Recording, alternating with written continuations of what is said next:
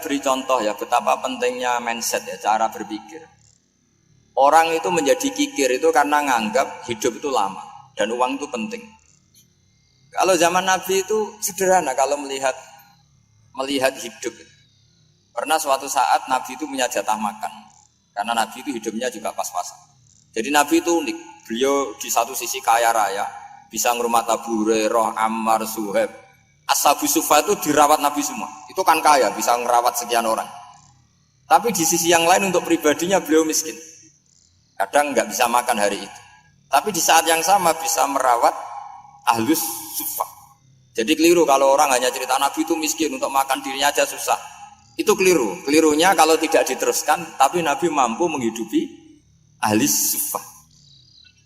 Ketika jatah makannya Nabi itu dikasihkan orang, ketika Nabi tanya, ya Aisyah, makanan jatah saya di mana? Oh ya Rasulullah, tadi ada orang minta tak kasihkan, maka makanan itu habis. Apa kata Nabi? Kamu salah Aisyah. Yang kamu kasihkan itu justru yang masih.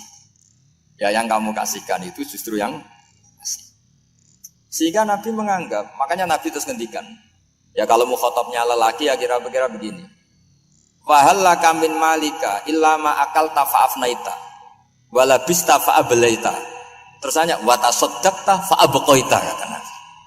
Harta kamu ya kamu makan kemudian ke WC jadi kotoran atau punya pakaian mewah nanti rusak.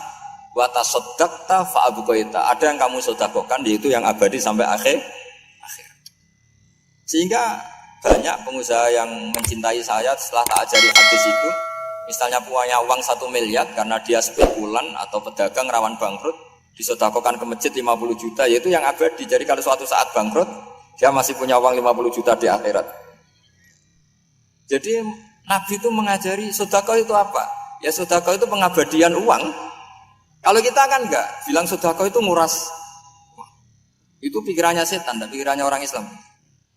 Itu cara berpikir setan, bukan cara berpikir umat apa.